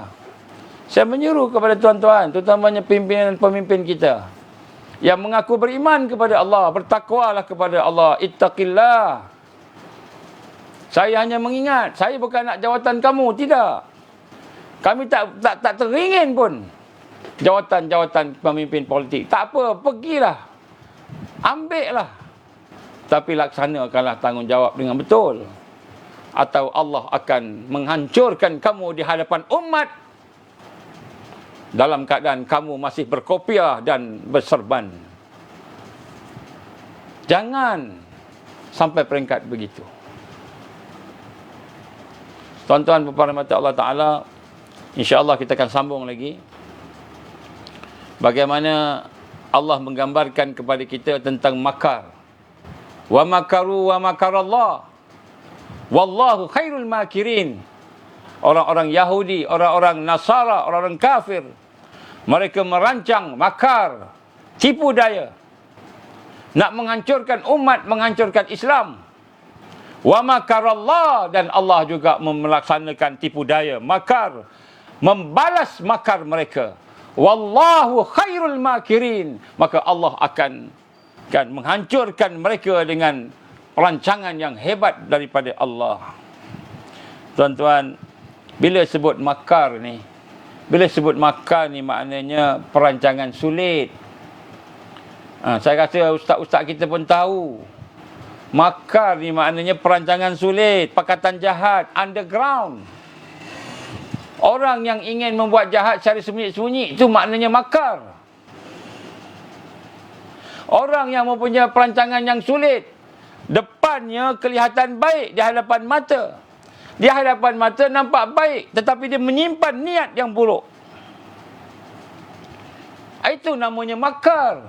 Hari gini kita terduduk dalam makar dia. Kita duduk dalam perancangan dia. Kita tak perasan. Ada seorang bernama Fudhalah yang ingin menyakiti Rasulullah sallallahu alaihi wasallam. Tapi tak berani kerana dia ada sahabat. Nabi ada sahabat keliling baginda Rasul. Maka satu ketika beliau berpura-pura bertawaf bersama dengan baginda Nabi sallallahu alaihi wasallam. Tetapi dia menyembunyikan sebilah pisau di dalam bajunya. Maka apabila dia pun mendekati Nabi sallallahu alaihi wasallam dengan niat untuk menusuk Nabi sallallahu alaihi wasallam daripada belakang. Maka bila dah dekat dengan Rasulullah sallallahu alaihi wasallam, baginda sallallahu alaihi wasallam menoleh ke belakang dan bertanya, "Ya Fudalah, apa yang kamu simpan dalam baju kamu tu?" Maka jawab Fudalah, "Aku berzikir pada Allah." Setelah pusingan tawaf kedua, Fudalah cuba lagi menghampiri Rasulullah sallallahu alaihi wasallam, tetapi baginda menyedari dan bertanya soalan yang sama. "Ya Fudalah, apa yang ada dalam baju kamu tu, kat dada kamu tu, kamu pegang apa?" Maka Fadullah pun menjawab jawapan yang sama. Akhir sekali dia didekati oleh Nabi sallallahu alaihi wasallam dan baginda meletakkan tangannya pada dada Fadullah tadi. Setelah diangkat tangan baginda, tiadalah di dada Fadullah kecuali dipenuhi kasih sayang kepada baginda Rasul sallallahu alaihi wasallam. Dia berlaku. Ada orang nak cocok kita, nak tusuk kita, nak rancang kita, nak bunuh kita. Macam mana yang berlaku pada zaman Rasulullah sallallahu alaihi wasallam. Fudhalah ni nak bunuh Nabi. Dia ikut tawaf Nabi. Nabi duduk depan, dia duduk belakang. Sampai dah dekat-dekat dia nak tikam Nabi, Nabi pusing. "Ya Fudhalah, apa ada dalam baju kamu?" "Tidak ada apa ya Rasulullah, tangan aku ni duduk berzikir, kira zikir." Nabi pun jalan, Nabi biarkan, Nabi tahu. Lepas tu tengok lagi, dia nak bunuh, tawaf kedua nak bunuh lagi, nak tikam Nabi. Nabi pusing sebelum sempat tikam. "Ya Fudhalah, apa yang ada pada dada kamu tu, kamu ada apa kat situ?" "Ya Rasulullah, aku hanya berzikir pada Allah." Dia tipu Nabi. Lepas tu Nabi jalan, masuk kali ketiga, Nabi pergi ke dia. Tak sempat dia pergi ke Rasul, dia pergi ke Fudhalah. Nabi pegang dada Fudhalah. Maka Nabi doakan kepada Allah. Maka lepas itu tidak ada yang orang dikasihi oleh Fudhalah daripada Rasulullah sallallahu alaihi wasallam. Ini Nabi ada basirah, Nabi ada kasyaf, ada basirah, ada iman yang kuat. Nabi ada petunjuk Allah. Kita ni perlukan kepada petunjuk Allah ni. Kita perlukan kepada petunjuk Allah Subhanahu wa taala. Kalau dulu ada wakil pemuda dalam parlimen akan bertanyakan soalan-soalan yang tak boleh dijawab. Kenapakah begini begitu? Kenapakah begini begitu? Tak boleh jawab. Kalau dulu adalah tuan-tuan guru kita yang bertanyakan soalan kenapa begitu dan begini, begitu dan begini di parlimen, benda tak betul ditanya dan tak boleh jawab kerajaan. Hari ini apabila kita bersama kerajaan, kalau ada sesuatu yang tak betul pada kerajaan, kita dah tak boleh nak bertanya. Kenapa? Nak menjaga keharmonian, kesejahteraan kerajaan. Kenapa? Supaya kerajaan tak jatuh. Kalau jatuh, DAP naik, kita bimbang musuh. Sedangkan kita berada di situ juga sebahagian daripada perancangan musuh. Kita tak nampak. Kita ingat kita betul. Kita tak mendengar pandangan orang-orang yang lain. Tak ada standard. NGO ni tak ada standard. Kita politik lebih kuat, lebih terror. Tuan-tuan rahmati Allah Subhanahu wa taala. Saya menceritakan tentang Hawariyun. Orang yang akan diberikan kekuatan untuk bangkit. Bukan mereka yang menjunjung jahiliyah. Bukan mereka yang mencari sokongan makhluk. Bukan mereka yang takut kehilangan sokongan makhluk. Tetapi mereka yang bersama dengan Allah, beramal kerana Allah dan bergantung harap kepada Allah lebih daripada bergantung harap kepada pengundi-pengundi. Lebih daripada bergantung harap kepada bosnya yang bagi jawatan, allowance dan gaji. Kerana Allah lebih besar. Allahu Akbar. Allah lebih besar daripada bos-bos yang bagi gaji dan allowance. Bos yang bagi jawatan dan segala kelebihan-kelebihan yang ada. Lupa kepada rakyat yang mati tiap-tiap hari. Ada yang mati, ada yang sakit. Lupa kepada tanggungjawab untuk berpegang dengan prinsip menjaga maqasid syariah, menjaga agama, menjaga nyawa dan yang lain-lain. Lupa. Kenapa kita sibuk dengan projek-projek yang lain? Projek yang itu, projek yang ini. Untuk cari duit supaya boleh dapat dan kemenangan pilihan raya yang akan datang. Lupa kepada prinsip perjuangan. Tuan-tuan rahmati Allah SWT, saya tidak berhajat kepada kebaikan apa-apa daripada tuan-tuan, daripada orang politik. Saya hanya berharapkan rahmat Allah. Maka saya hanya sampaikan apa yang saya nampak. Bila kita buat muhasabah tentang Hawariyun, saya bimbang. Orang-orang yang dah berjuang puluh tahun berjuang, masuk dalam penjara, masuk dalam RSA, diboykot, berbagai perkara berlaku tiba-tiba hanya kerana nak selamatkan menteri, nak selamatkan kerajaan bos yang bagi duit kepada kita tadi. Lupa segala perjuangan yang ada bertahun-tahun, berpuluh tahun, sehingga menyebabkan orang yang ikhlas, yang berada di atas jalan ini, yang ada di atas bumi ini, melihat sesuatu yang tak kena. Banyak yang tak kena, tetapi sami'na wa ata'na, dia tunduk saja, dengar sahaja. Allahu akbar, Allahu akbar, walillahil hamd. Allahu akbar, Allahu akbar, Allahu akbar, walillahil hamd. Tuan-tuan, saya nak sebut dekat sini, berjaya Dajjal, misinya, tenteranya untuk mengalahkan mereka yang hatinya mencari kuasa. Hati kita ni jika ada hubbur riyasah, cinta kepada kekuasaan, cinta kepada kepimpinan, hubbur riyasah, hubbul mal, cintakan kepada kesenangan harta dunia ini, maka Allah akan pesongkan mereka yang cintakan tadi. Walaupun ada padanya serban dan kopiah, walaupun sijil berjilid-jilid dalam bahagian agama Islam, hati ada hubbud dunia wa hubbud ri'asah wa hubbud mal, maka Allah akan tahan mereka daripada hidayahnya. Sebab itulah tuan-tuan bapa rahmati Allah, saya minta tuan-tuan tolong doa, minta hidayah Allah supaya orang-orang Islam yang memegang kepimpinan pada hari ini diberikan petunjuk oleh Allah. Berikan petunjuk oleh Allah. Jadi supaya mereka ni mendapat hidayah, supaya mereka bersama balik dengan prinsip Islam, bersama semula dengan prinsip Islam. Tidak hanya memikirkan tentang kemenangan, tetapi memikirkan tentang ketakwaan kepada Allah. Dan saya menyampaikan kebenaran ini tuan-tuan, walaupun mungkin saya akan dapat sesuatu dibenci oleh sebahagian daripada kawan-kawan. Tapi saya rasa dah sampai waktulah. Saya rasa dah ada kebangkitan dah ni. Dah dekat dah kebangkitan. Dan insya-Allah mereka yang bersama dengan kebangkitan ini akan diberikan oleh Allah kekuatan dan kemenangan insya-Allah. Aku liqali hadza astaghfirullahalazim li wa lakum. Saya minta maaf sangat-sangat.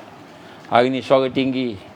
Tidak berhajat untuk suara tinggi, melainkan sekadar untuk menyampaikan perkara yang penting. Saya hanya nak sampaikan perkara yang penting aja.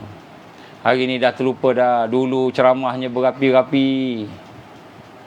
Dulunya ceramah berapi-rapi. Dulunya ceramahnya ditakuti. Dulunya ceramahnya ditakuti. Hari ini seperti orang tua yang tidak ada hati, bercakap kosong, melihat rakyat yang mati sehari-sehari, yang sakit tidak ada hujung, kan? Tak boleh nak pergi mana dah, sakit nak pergi hospital pun tak boleh. Saya minta maaf noh. Kalau siapa yang terasa, mudah-mudahan terasa tu membentuk iman dan taqwa. Buat semulalah, saya cadangkan tuan-tuan. Pujuklah hati tu, buat semula. Patah baliklah perjuangan asar. Patah baliklah perjuangan asar. Tinggalkanlah kemungkaran dan kemaksiatan. Tinggalkan maksiat hati yang dengki, yang ada ego yang tinggi. Tinggalkanlah.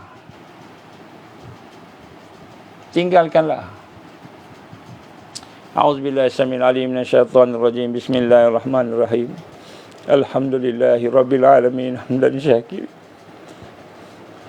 Wassalatu wassalamu ala asyrafil anbiya'i wal mursalin wa ala alihi washabihi ajma'in. Allahumma innaka ta'lamu anna hadhihi al-qulub qad istamat ala mahabbatik wal taqat ala ta'atik wa tawahadat ala da'watik wa ta'ahadat ala nusrati syariatik fawasik Allahumma rabitataha wa dimuddaha wahdiha subula wamla'aha binurika alladhi la yakhbu washrah suduraha bifaidil iman bik وجميل التوكل عليك وهي بمعرفتك وامتها على الشهادة في سبيلك يا الله إنك نعم المولى ونعم النصير اللهم يا مقلب القلوب ثبت قلوبنا على دينك وعلى طاعتك وعلى الجهاد في سبيلك لا إله إلا أنت سبحانك إنا كنا من الظالمين لا إله إلا أنت سبحانك إنا كنا من الظالمين لا إله إلا أنت سبحانك إنا كنا من الظالمين حسبنا الله ونعم الوكيل نعم المولى ونعم النصير حسبنا الله ونعم الوكيل نعم المولى ونعم النصير حسبنا الله ونعم الوكيل نعم المولى ونعم النصير ولا حول ولا قوة إلا بالله العلي العظيم يا الله يا حي يا قيوم برحمتك نستغيث يا الله يا حي يا قيوم برحمتك نستغيث يا الله يا حي يا قيوم برحمتك نستغيث لا إله إلا الله لا إله إلا أنت الله الواحد الأحد الصمد الذي لم يلد ولم يولد ولم يكن له كفوا أحد اللهم اجعلنا من المؤمنين حقا اللهم اجعلنا من المتقين حقا اللهم اجعلنا من المحسنين حقا اللهم اجعلنا من المقربين اللهم اجعلنا من الواسلين اللهم اجعلنا من المحبين اللهم اجعلنا من العارفين اللهم اجعلنا من الصديقين والشهداء والصالحين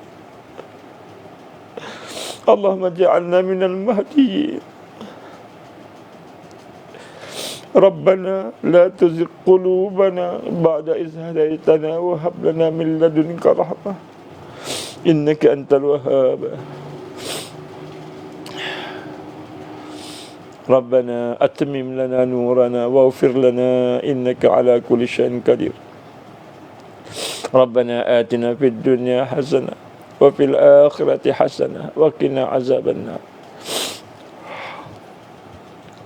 اللهم اختم علينا يا الله بحسن الخاتمة ولا تختم علينا يا الله بسوء الخاتمة ربنا تقبل دعاءنا إنك أنت السميع العليم وتب علينا يا الله إنك أنت التواب الرحيم وصلى الله على سيدنا محمد وعلى آله وصحبه وبارك وسلم سبحان ربك رب العزة عما يصفون والسلام على المرسلين والحمد لله رب العالمين سبحانك اللهم وبحمدك أشهد أن لا إله إلا أنت أستغفرك وأتوب إليك بسم الله الرحمن الرحيم والعصر إن الإنسان لفي خسر إلا الذين آمنوا وعملوا الصالحات wattawassaw bil haqqi wattawassaw bis sabr. Insya-Allah kalau ada kesempatan kita sambung besok insya-Allah nah. Malam dan kalau ada sempat pagi kita buat macam biasa. Wabillahi taufiq wal hidayah. Assalamualaikum warahmatullahi wabarakatuh.